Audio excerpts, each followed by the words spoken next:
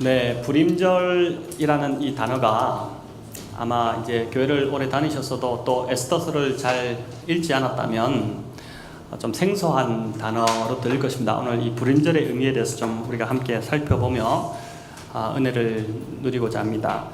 여러분, 이 하나님 나라 큐티가 이제 에스더서 본문으로 끝이 나고 토요일 날 어디로 들어갔습니까? 예, 히브리서. 우리 오영진 집사님만 큐티하신 것 같아요. 토요일 큐티를. 네, 히브리서로 이제 들어갔습니다. 갔는데 오늘 오후에 우리 하나님 나라 큐티 편집인인 김정원 목사님 오셔서 히브리서 전체 개관을 이제 해주시는 시간을 갖게 됩니다. 많은 분들이 이 하나님 나라 큐티 책을 누가 만드는지 참 궁금해 하셨는데 오늘 드디어 이제 그 얼굴을 좀 보게 될 것 같습니다. 잘생겼습니다. 네, 오늘 오셔서 또 강의가 굉장히 좀 귀한, 깊이가 있는 강의라서 여러분 많이 도움이 되실 것 같습니다. 제가 문자로 시간을 오후 1시 반이라고 보냈는데, 이 김정호 목사님 사정을 제가 들었는데 깜빡하고 이제 1시 반으로 보냈습니다. 그래서 2시나 돼야 도착될 것 같습니다. 식사하시고 또 차도 마시고 담소 나누시다가 여유있게 1시 50분부터 우리가 찬양을 시작하고요. 2시부터 한 45분 정도 강의 오늘 듣는 시간 가지겠습니다. 자, 오늘 이제 에스더서를 마무리하며 이제 불임절에 대한 의미를 한번 살펴보고 또 적용해보고자 하는데, 여러분 이 에스더서는 새벽기도회의 설교를 통해서 듣고 또 꾸준히 큐티를 했기 때문에 하신 분들은 아마 대충 그 내용의 흐름을 지금 다 이해하셨을 테지만, 이 불임절을 이해하기 위해서는 이 유다, 그러니까 이스라엘의 절기인데 오늘도 지키고 있는 이스라엘의 명절과 같은 그러한 날인데, 이 불임절을 이해하기 위해서는 에스더 당시의 그 페르시아의 역사와 배경을 우리가 살펴보는 것이 매우 중요합니다. 에스더서는 이제 주전 486년에서 465년 페르시아를 통치했던 그 통치자였던 아하수에로 왕 때에 쓰여졌던 이야기입니다. 여기 이제 486년부터 이 아하수에로가 통치했는데, 여러분 그 유다 멸망이 몇 년이었습니까? 주전 586년에 멸망됐지 않습니까? 그러니까 이제 딱 100년 정도 지난 시점에 아하수에로가 페르시아의 이제 왕으로 등극을 하게 됩니다. 100년 전에 이 바벨론에 의해서 이제 이스라엘이 함락되고 유다가 함락되고 예루살렘이 함락되면서 이제 백성들이 포로로 끌려가고 그곳에 정착해서 살아가고 있었습니다. 10년이면 이제 강산도 변한다 하죠. 백옷도 보니까 1년 만에 엄청 바뀌었습니다, 지금. 그런데 이제 이 100년이라는 시간이 지나면서 그 바벨론이라는 제국이 무너지고 페르시아라는 제국이 들어서게 되었고, 또 왕들도 뭐 바벨론의 느부갓네살, 벨사살 이런 왕에 이어서 페르시아의 고레스가 이제 등극을 하게 되어서 고레스 칙령이 발표하면서 이제 또 포로들이 고향으로 돌아가게 되는, 또 이스라엘도 1차 귀환이 일어나게 되고 막 그렇지 않습니까? 그래서 이제 에스더서에 나오는 이 아하수에로 왕은 페르시아의 네 번째로 등극한 이제 왕입니다. 이 당시 세계는 어떤 상황이었냐면은 중국에서는 공자가 활동하던 시기였습니다. 아테네는 정치가 페리클레스가 이제 민주주의가 이때 막 그 기본 가치가 세워져서 민주주의의 꽃을 아테네가 이루고 있던 그런 시대였고, 여러분 잘 아는 소크라테스가 이제 이 시대에 활동하던 사람입니다. 그리고 이제 철학자이자 수학가인 피타고라스의 원리 수학 시간에 배웠지 않습니까? 피타고라스가 또 이즈음쯤에 활동했던 그러한 사람입니다. 우리가 어제도 이제 뭐 아시안 게임 축구를 다 지켜보셨지만은 고대 올림픽이 이 무렵에 한참, 이보다 훨씬 먼저 시작해서 고대 올림픽이 한참 이제 잘 이루어지고 있던 때, 그런 때죠. 우리가 잘 아는 그 마라톤의 기원이 바로 이때부터 시작되는데, 아하수에로의 왕, 그 아버지가 누구냐면 다리우스 1세였습니다. 페르시아의 다리우스 1세였는데, 그가 이제 그리스를 정복하기 위해서 대군을 끌고 그리스 정벌에 나서게 되는데, 그때 이제 그리스가 1만 명의 군사로 이제 상대가 안 되는 게임이었음에도 불구하고 사생결단으로 싸워서 극적으로 승리하게 됩니다. 바로 그 전쟁터가 어디냐면은 마라톤 평야였습니다. 그래서 이제 그 승전보를 알리기 위해서 우리가 잘 알다시피 갑옷을 무장을 한 군인 한 명이 막 뛰어가지고 아테네까지 뛰어와서 이제 승리했다 이 소식을 알리지 않습니까? 그 거리가 마라톤에서 올림푸스 스타디움까지의 거리가 42km 정도였는데 그것을 기념해서 이제 이 마라톤이라는 경기가 생겨났죠. 아하수에로는 그 아버지 다리우스가 이루지 못한 그 이제 그리스 정복의 수건을 이루기 위해서 주전 480년에 페르시아 대군을 이끌고 그리스 원정에 나서게 됩니다. 이 전쟁은 아하수에로가 정말 각오하고 3년간 준비했던 아주 그 중요한 전쟁이었습니다. 아버지의 대를 이어서 지금 왕이 되었는데 왕권을 돈독히 하고 자기가 왕으로서 인정받기 위해서 전쟁에서 승리를 한번 하는 것보다 더 좋은 효과가 없지 않습니까? 그래서 정말 단단히 준비해서 전쟁에 나섰지만 우리가 알다시피 역사에 나오듯이 이 전쟁은 페르시아가 패배하는 것으로 그렇게 끝납니다. 그리스는 아테네 스파르타 연합군을 형성해서 페르시아와 이제 전쟁을 치르게 되는데 그 유명한 테르모필레 협곡에서 스파르타 군대 300명이 그 좁은 협곡을 막아서서 그 페르시아 군대가 그리스 땅으로 들어오지 못하도록 막아서게 되죠. 그 전쟁으로 인해서 이제 이 페르시아 군대가 굉장한 치명적인 타격을 입게 됩니다. 2007년에 개봉되었던 300이라는 영화 여러분 보셨죠? 많이 보셨을 텐데 그 영화가 바로 이 배경을 주제로 한 영화였습니다. 그때 그 이제 피어싱을 아주 심하게 하고 잔인하게 징그럽게 생긴 그 통치자 우통 다 벗고 이렇게 나왔던 왕이 있었지 않습니까? 그가 바로 아하수에로 왕입니다. 이제 스파르타의 왕이었던 레오니다스를 중심으로 한 이 300명의 용사가 이틀을 버텨주죠. 3일째 되던 해에 날에 이제 그 한 명이 배신을 해서 우회로길을 알려주면서 이제 거기가 뚫리게 되는데 그러나 그 이틀을 버텨줌을 통해서 그리스가 다시 전열을 가다듬게 되고 이제 해전으로 그 살라미스 해전에서 이제 바다로 유인해서 이 페르시아 대군을 완전히 격파하게 됩니다. 그래서 그 전쟁에서 승리하게 되죠. 여러분 에스더에서 이제 왕후 와스디가 폐위되고 왕비를 새로 간택하는 시점이 1장 2장에 나왔는데 바로 그때가 어느 시점으로 보냐면은 이 아하수에로가 그리스 전쟁에서 패배하고 다시 본국으로 돌아왔던 그 시점으로 봅니다. 아하수에로의 역사 속 이름이 이제 크세르크세스인데 그는 이 전쟁으로 인해 너무 많은 군사를 잃었고 그로 인해 국고가 거의 바닥이 빚을 엄청 지게 되는 그런 상황이었습니다. 당시 이제 그가 어떤 계산을 가지고 전쟁에 임했냐면은 내가 그리스를 완전히 점령해서 거기에서 이제 탈취물 전리품을 가지고 이제 국고를 채워넣겠다는 계산을 가지고 갔는데 패배함으로 인해서 완전히 그냥 이 페르시아의 경제와 국고가 이제 파산될 지경에 이르게 된 것이죠. 자, 이 상황에서 강력한 불을 지녔던 하만이 1만 달란트를 가지고 와서 왕과 협상을 벌이게 됩니다. 여러분 하만이 왜 등극하게 됐는지 돈이 많았기 때문에 아하수에로가 그를 붙잡은 거죠. 이 내용이 에스더서 3장에 나옵니다. 큐티를 우리 하신 분들은 이 내용을 잘 이해하실 텐데 은 1만 달란트를 가지고 왔죠. 은 1만 달란트는 이제 상상을 초월하는 양입니다. 여러분 좀 가시적으로 보여드리면 한 달란트가 34kg입니다. 1만 달란트는 340톤이에요. 근데 이 정도 양이면은 1톤 트럭 340대가 우리 이 앞에 이렇게 은을 싣고 가득 싣고 와서 서 있는 광경입니다. 어마어마한 양인 것이죠.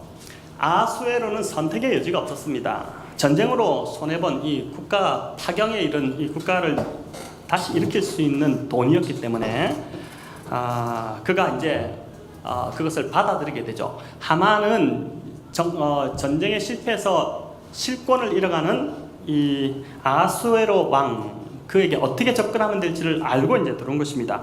돈을 그냥 줄 리가 없죠. 하만이 요구한 것이 있었습니다. 왕의 이름으로 유다 민족을 완전히 전멸하는 조서를 내려달라는 것이었죠. 당시 페르시아 제국에 걸쳐 살던 유대인들의 숫자가 어느 정도였냐면은 70만 명 정도에 이르렀다고 합니다. 우리 시흥이 한 어느 정도 됩니까? 이제 그 시흥보다 더 많았던 것 같아요, 유대인들이. 근데 이제 그 한 민족을 인종 청소하는 꼴입니다. 근데 이게 아무리 제국 시대라 하더라도 결코 쉬운 일이 아니었을 텐데 또 이 당시에 사람의 숫자가, 그 제국 안에 있는 사람의 숫자가 제국의 힘이었는데 70만 명이 사라진다. 이건 진짜 상상할 수 없는 일이거든요. 그럼에도 자신의 그 인장의 반지를 빼내서 하만에게 줄 정도로 그 이제 제시하는 조건이 아하수엘의 마음을 확 사로잡은 것이죠. 이런 역사적 배경이 있는 것입니다. 자, 그럼 하만은 도대체 왜 이런 미친 짓을 했던 것일까요? 그가 돈이 많기는 정말 많았던 사람 같은데, 당시 아테네를 이제 점령해서 털라고 했는데 아테네에 보유되었던 은이 9,000달란트, 1만 달란트보다 더 작았습니다. 하만이 갖고 있던 것보다 더 작았다고 합니다. 하만이 당시 이제 이런 돈을, 엄청난 돈이었는데 이것을 지불할 이유는 무엇이었고, 또 그는 왜 유대인들을 그렇게 지상에서 사라지게 하려고 했던 것일까요? 에스더서에 나오는 표면적 이유는 이제 모르드게가 하만에게 무릎 꿇지 않고 절하지 않았다는 이유였습니다. 당시 하만의 지위가 왕당으로 제국의 2인자의 자리였는데, 왕이 뭐라고 명령했습니까? 모든 신하들은 다 하만에게 절하고 무릎 꿇으라고 했는데, 이 유독 모르드게만 뻣뻣하게 그런 이제 굽히지 않은 것이죠. 에스더서를 보면 모르드게 왕에게도 모르드게가 이렇게 굽히게 되는데, 엎드리는데 왜 유독 하만에게만 그렇게 하지 않았을까요? 그것은 에스더서 3장 1절의 하만의 속에서 우리가 찾아볼 수 있습니다. 3장 1절에 보면 아각 사람 함무다다의 아들 하만이라고 소개합니다. 아각 사람 함무다다의 아들 하만. 여러분, 성경에서 사람을 소개할 때 앞에 붙는 호칭은 보통 민족이나 가문을 지칭하는 그러한 표현입니다. 그런데 아각 사람, 아각이라는 민족이나 아각이라는 가문이 있는가? 성경을 보면은 안 나옵니다. 근데 이 아각이 어떤 호칭이냐면은 아말렉의 통치자에게 붙던 호칭이 아각이었습니다. 자, 이집트는 왕을 뭐라고 부릅니까? 바로라고 불렀고, 또 가나안 땅에 살던 족속들은 왕을 아비멜렉이라고 불렀습니다. 우리는 뭐라고 부릅니까? 임금이라고 그러죠. 마찬가지로 아말렉 족속들이 왕을 부르는 호칭이 뭐냐면은 아각이었습니다. 그렇기 때문에 이 아각 사람 하만이라는 말은, 이 하만이 이 아말렉 족속의 왕족의 후손이었다는 이야기입니다. 아말렉이 어떤 족속입니까? 여러분, 동물로 표현하자면 하이에나와 같은 그러한 민족입니다. 아주 지저분하게 짝이 없는. 그래서 이스라엘이 출애굽할 때 이 힘이 없는 민족이었잖아요. 노예로 살다가 나온 어떠한 무장도 하지 않은 민족이 그 광야로 나왔는데, 그 이스라엘의 배후를 쳤던, 뒤를 쳤던, 급습했던 아주 비열하게 짝이 없는 그러한 족속이었죠. 그래서 하나님께서 아말렉을 진멸할 것을, 이 땅에서 없애버릴 것을 명령하셨고, 여호수아 때부터 시작된 이 전쟁이 이제 결국은 사무엘이 사울을 통해서 이제 아말렉을 완전히 진멸하라는 그 전쟁을 하게 되는데, 그때 이제 사울이 어떻게 합니까? 아각 왕을 살려줍니다. 산채로 포로 잡아가지고 또 여러 살찌는 그 짐승들을 함께 데리고 이렇게 오게 되는데, 결국 사무엘이 그 일로 인해서 굉장히 화를 내게 되고, 사울은 하나님의 말씀에 온전히 순종하지 못한 것으로 인해서 하나님께 버림받게 되죠. 여러분, 그때 사무엘의 손에 이 아각이 처형당하게 됩니다. 결국은. 그런데 신기한 것은 그때 아말렉 족속이 다 사라진 줄 알았는데 500년이 넘은 시점에 아말렉의 후손인 왕족인 이 하만이 나타난 것입니다. 그리고 모르드게가 자신에게 절하지 않는다고 해서 1만 달란트의 은을 왕에게 주어서 하나님의 백성을 모두 진멸시켜달라고 한 것이죠. 어제도 우리 아시안게임 한일전 마지막 연장전까지 다 이제 보시고 막 소리 지르고 난리 났었는데, 우리나라 사람들이 일본이라고 하면 괜히 이유 없이 미운 감정이 드는 것처럼 아말렉 족속 안에 이스라엘에 대한 감정이 이러했습니다. 이유 없이 미운 것, 저것들은 다 죽일 놈들, 이렇게 되는 게 이제 아말렉 사람들이 갖고 있던 감정이었죠. 하만이 죽이려고 하는 모르드게는 어떤 사람일까요? 여러분, 모르드게는 2장 5절에 에스더서 2장 5절에 이제 그 소개가 나오는데, 베냐민 자손이요, 기스의 아들이고 증손이고 시므이의 손자고 야일의 아들이라고 합니다. 베냐민 자손이고 기스 집안이라면은 누구냐면은 사울입니다. 사울 왕입니다. 그러니까 이 모르드게가 사울 왕의, 여기도 왕손이라는 것입니다. 조상으로 올라가 봐도 두 사람은 원수지간의 만남이 지금 이루어진 것입니다. 이거를 모르드게가 모를 리가 없었을 겁니다. 유다 민족이 철저하게 조상들의 어떤 그 가문을 중요시하는 민족이기 때문에 그런데 조금 더 나아가 영적인 눈을 열어보면 이 상황은 하나님의 백성을 진멸시키려는 사단의 계략이죠. 예수님께서도 뭐라고 했습니까? 사단의 목적은 죽이고 멸망시키려는 것밖에 없다. 바로 그 일이 에스더서에서 그대로 지금 일어나고 있는 것입니다. 자, 우리가 에스더서의 묵상을 마쳤기 때문에 이 결말을 압니다. 어떻게 됩니까? 하만은 모르드게를 달아 죽이려고 만들었던 그 장대에 자기가 달려 죽게 되고, 또 이 유다 민족을 멸절시키기 위해서 잡았던 날 유대력으로 12월 13일에 오히려 유다를 대항하는 그 반대 세력들이 몰살되게 되는 그러한 날로 바뀌게 됩니다. 여러분, 에스더서 9장 22절 말씀 우리 한번 같이 읽어보겠습니다. 여러분 같이 읽습니다. 이달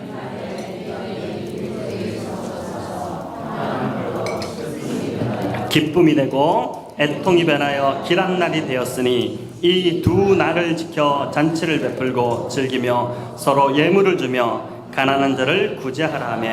아멘.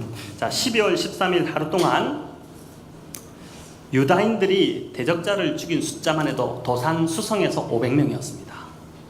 500명, 이거 엄청난 숫자입니다. 그런데 그것으로도 모자라서 에스더가 왕에게 다시 요청하죠. 하루만 더 연장해달라. 그래서 그 다음날 또 수산에서 죽인 사람들이 300명이었습니다.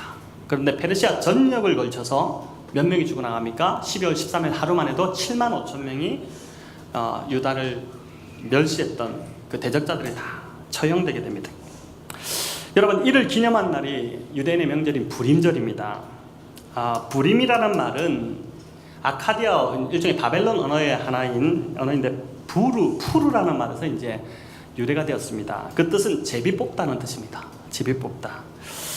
유대인을 몰살시킬 날을 연초에 그들이 모여서 나를 제비를 뽑아서 잡자. 미신적인 행위죠. 신께서 점지해주는 날을 잡자. 이렇게 해서 뽑은 날이 12월 13일이었는데 오히려 그 날이 어떻게 됩니까? 슬픔의 날이 변하여 기쁨이 되고, 그리고 대적들이 다 전멸되는 날이 되어버렸습니다. 모르드게가 이제 9장에 보면 이 부림절을 상세하게 제정한 이유를 다 적고 우리 민족에게 어떤 일이 있었는지를 다 정리해서 그거를 각도 페르시아 전역에 편지로 써서 유대인들에게 다 보내서 이 날을 지키겠습니다. 그런 후에 오늘 본문에 보니까 다시 에스더가 왕 후의 권위를 가지고 유대인이라면은 앞으로 자자손손 이 불임절을 지켜야 된다. 그 이유를 다시 적어서 재차 편지로 127도의 유대인들에게 다 보내었다라고 이제 그렇게 하고 있습니다.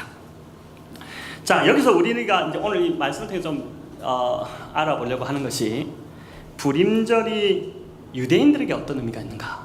그걸 첫 번째 이제 불임절의 의미가 뭔가 하고, 또 하나는 전혀 우리와 상관없는데 우리의 명절이 아닌데 바로 이 에스더를 읽는 우리에게는 어떤 의미가 있는지를 우리가 한번 같이 좀 살펴보려고 합니다. 먼저 유대인들에게 이 불임절이 어떤 의미였을까요? 여러분, 이것은 하나님께서 자기 백성을 잊지 않으셨다는 것을 보여준 사건이었습니다. 유대인들에게 불임절은 그런 의미였습니다. 에스더 초안부에 나오듯이 모르드게와 에스더는 자신이 유대인인 것을 감추며 살았습니다. 이제 신분을 숨겨야 할 정도로 유대인에 대한 당시 사람들의 어떤 시선이 곱지 않았죠. 하만이 유대인을 진멸하는 날을 공식적으로 정할 수 있었던 것도 바로 이런 반유대적 정서가 페르시아 안에 팽배해 있었다는 것입니다. 이것을 머리 좋은 하만이 딱 붙들어 그런 것이죠. 한때 이제 인종 청소라는 명분으로 그 아프리카의 나라들에서 테러가 벌어져서 국제 사회에 아주 비난이 들끓었던 적이 있었습니다. 지금도 막 이런 일들이 계속해서 일어나고 있죠. 근데 에스더서는 에스더 시대가 다르다고 이제 할지 몰라도 아무리 제국주의라도 한 민족, 그것도 70만 명이나 되는 종족을 멸살한다는 것은 결코 쉬운 일이 아니었을 것입니다. 그럼에도 이런 결정을 쉽게 할 수 있었던 이유는 그만큼 페르시아 안에 이제 반유대적 감정이 고조되고 있었다는 것이죠. 자, 왜 이렇게 유대인들이 미움을 받았을까요? 왜 이렇게 포로지에서 유대인들이 사람들의 눈에 좋게 보이지 않았을까요? 역사를 통해 볼 때 유대인들이 저지른 흑 역사들이 있습니다. 그래서 이것을 이렇다라고 한마디로 단정하기는 쉽지 않습니다만은, 에스더 당시는 유대인들이 포로들이었고 힘이 없었죠. 약자의 위치에 있던 자들이었습니다. 또 페르시아 전역에 흩어져 살던 그냥 평범한 소시민들이었고, 그들이 무슨 봉기를 일으켰다든지 하는 그런 보고들이 거의 없습니다.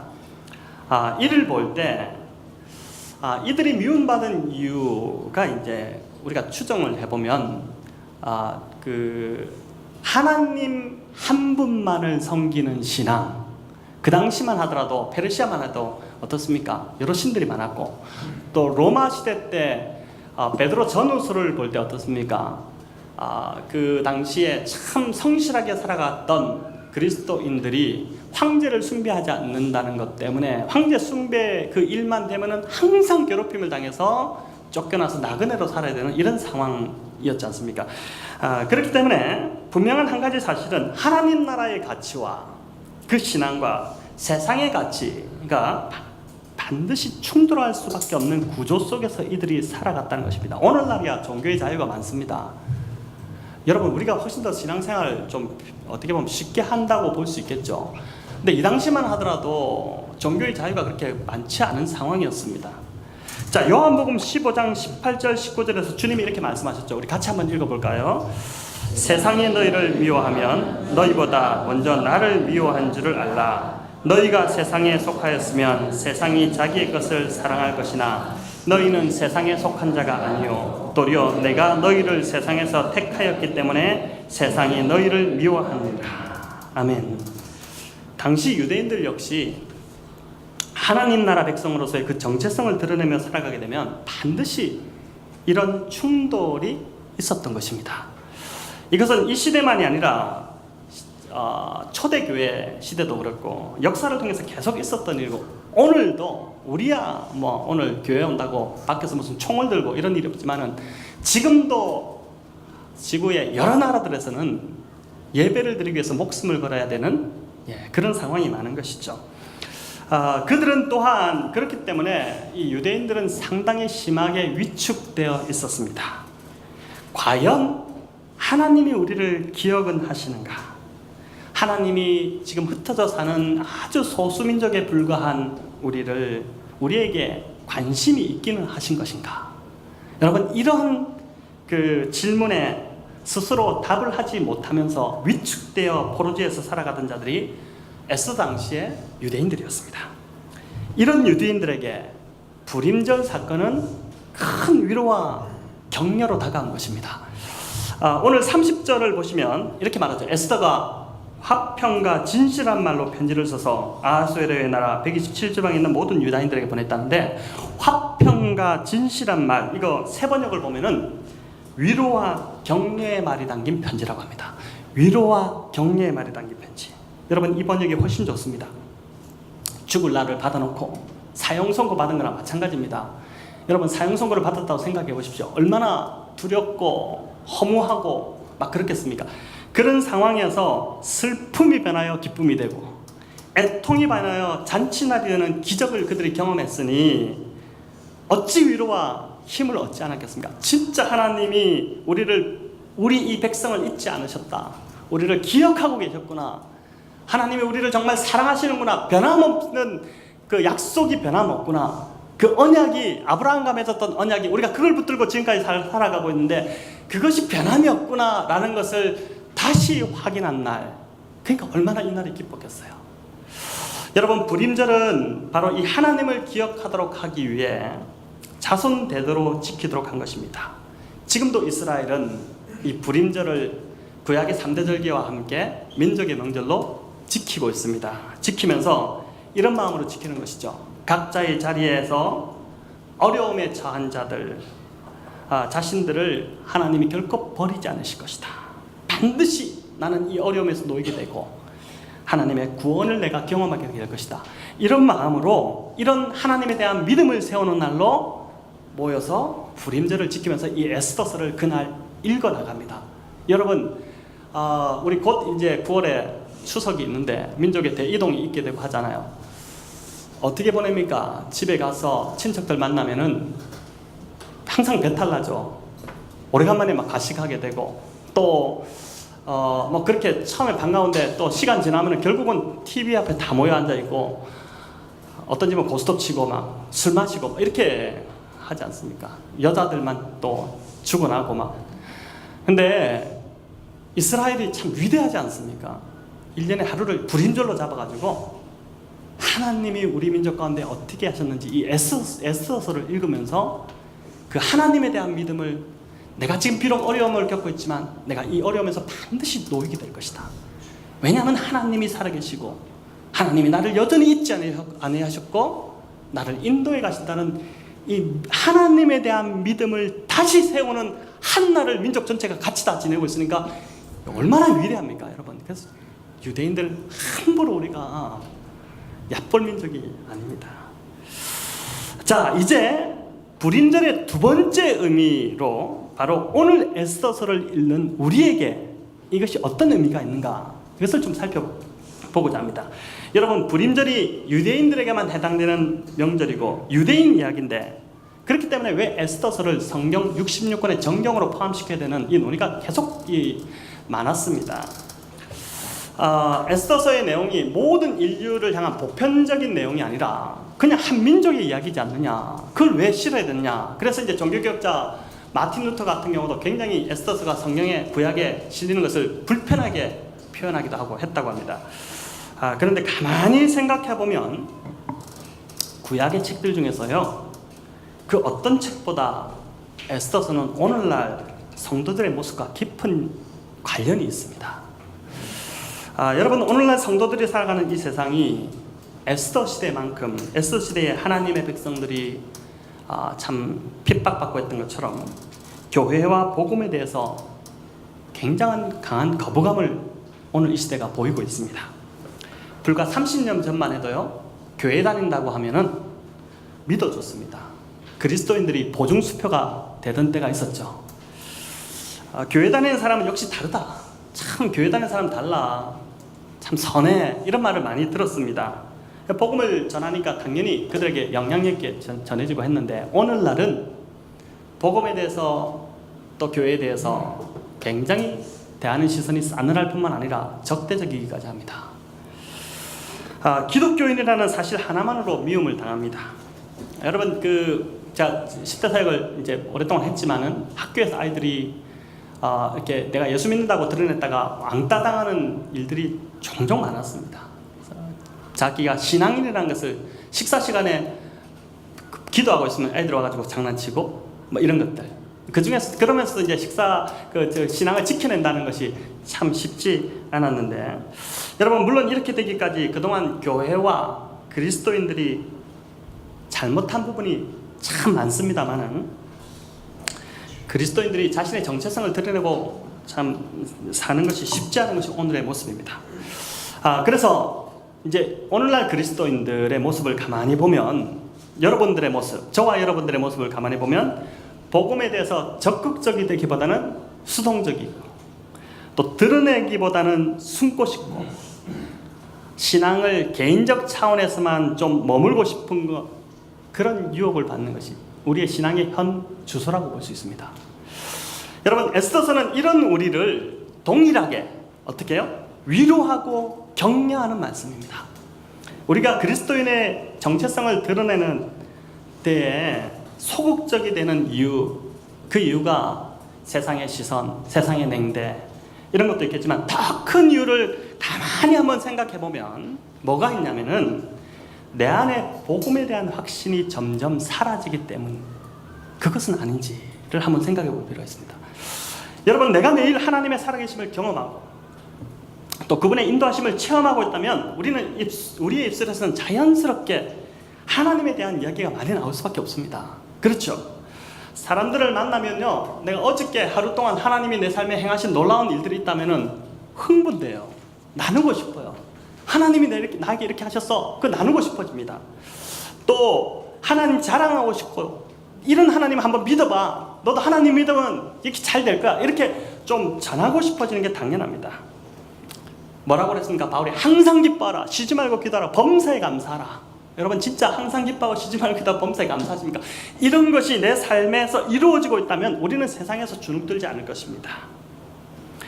하나님이 베푸신 구원을 잊지 않고 기억하는 날이 불임절입니다. 여러분, 불임절을 오늘 우리에게 적용해 본다면 매일 나에게 베푸신 은혜를 찾아서 매 순간 그 은혜를 떠올리며 기억하는 것, 그것이 불임절입니다. 돌아보면 여러분, 하나님께서 우리에게 너무나도 많은 은혜를 베풀어 주셨습니다. 그런데 우리들은 그 은혜는 망각하고 나에게 닥친 힘든 일 그 하나 때문에 마치 내 삶이 전부가 문제가 있는 것처럼 하나님께 불평합니다. 삶의 기쁨도 사라지고 감사도 사라집니다. 여러분, 이게 우리의 모습일 때가 참 많습니다. 그렇지 않습니까? 그런데 이런 모습이 에스더서에 보니까 하만에서 이 모습이 보이게 됩니다. 자, 세 번역으로 에스더서 5장 9절에서 14절인데 화면을 보고 한번 따라가 보십시오. 제가 읽겠습니다. 그날 하만은 마음이 흐뭇하여 아주 즐거운 기분으로 대궐을 나섰다. 대궐문을 지나는데 거기에서 문을 지키고 있는 모르드게가 일어나지도 않고 인사하지도 않았다. 그것을 보고서 하만은 그만 화가 잔뜩 치밀어 올랐지만 꾹 참고 집으로 들어갔다. 하만은 친구들과 자기 아내 세르스를 불러놓고 자기는 재산도 많고 아들도 많으며 왕이 여러모로 자기를 영화롭게 하여주고 자기를 다른 모든 대신들이나 신하들보다 더 높은 벼슬 자리를 앉혔다면서 그들 앞에서 자랑하였다. 하만은 덧붙여서 말했다.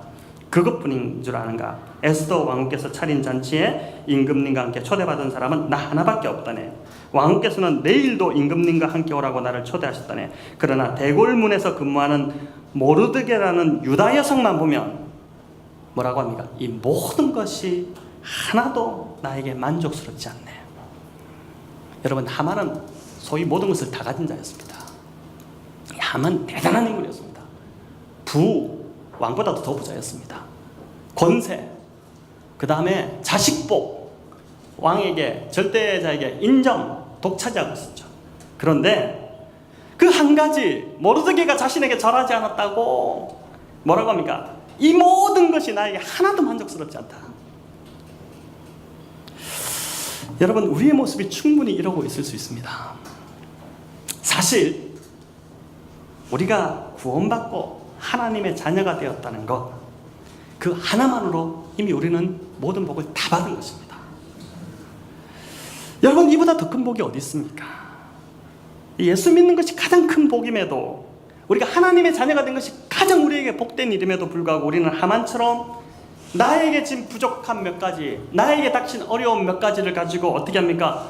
모든 것이 만족스럽지 않은 것처럼 매일매일 불평하는 자일 수 있다는 것입니다.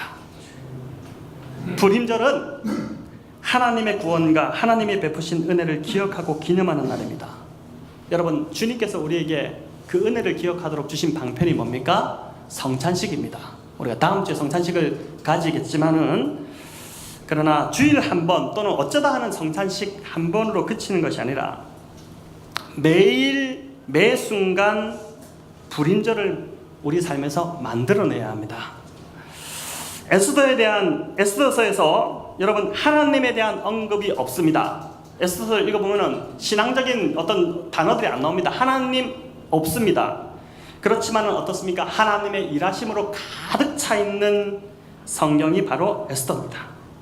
마찬가지로 저와 여러분의 삶에도 하나님이 숨어 계신 것처럼 느껴질 때가 많습니다. 마치 하나님이 나를 버리신 것 같은 느낌이 들 때가 많습니다. 나에게 지금 일어나는 일들을 보면 하나님이 나에게 관심 하나도 없으신 것 같고 마치 내가 하나님 자녀 아닌 것처럼 느껴질 때가 많겠지만, 우리가 조금만 더 영적인 눈을 연다면, 여러분 이게 중요해요. 조금만 더 영적인 눈을 연다면은 지금 나의 삶을 세밀히 간섭하시면서 돌보시고 계시는 하나님의 손길과 일하심을 너무나도 확실하게 보게 되는 것입니다. 여러분, 이것을 보는 것이 바로 신앙생활입니다. 다른 것이 신앙생활이 아니라 하나님이 지금 내 삶에 함께하고 계시고 나를 인도하고 계시다는 그것을 보는 눈이 열리는 것이 바로 그것이 믿음인 것이죠. 우리는 에스더와 모르드게처럼 비록 평범한 소시민들이지만 하나님이 내 삶에 역사하고 계시고 이끌고 계시는 그 손길을 내가 매 순간 느끼고 여러분 경험한다면 우리의 삶이 결코 작지 않습니다. 여러분 우리의 영향력은 그대로 우리를 적대시하는 자들에게 흘러가게 될 것입니다. 여러분 안에서 하나님을 향한 그 믿음이 굳건하고 이 에스더와 모르드게가 느꼈던 것 같은 정말 하나님이 내 삶에서 살아계시고 역사하고 계시는 그 확신, 그 흥분됨이 여러분 안에 있다면 어떻겠습니까? 그게 그대로 흘러갑니다. 자연스럽게 흘러갑니다. 그리고 주님이 세상을 이기셨는데 주님처럼 세상을 넉넉히 이길 힘이 바로 여기에서부터 나옴을 믿습니다. 성도 여러분, 이번 한 주간 무엇을 하든 어디에 있든 여러분의 삶에서 불임절을 만들어내시기 바랍니다.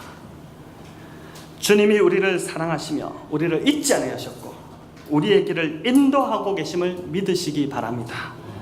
내 안에 역사하시는 하나님의 손길을 발견하고 기억하는 것, 그것이 불임절의 의미를 바르게 지키는 것입니다. 보이지 않지만 살아계시며 오늘도 역사하시는 그 주님으로 인해 우리 안에 있는 모든 두려움이 사라지며 염려가 떠나가며 기쁨과 감사가 넘치는 우리 사랑하는 성도님들 되시기를 주님의 이름으로 축원합니다.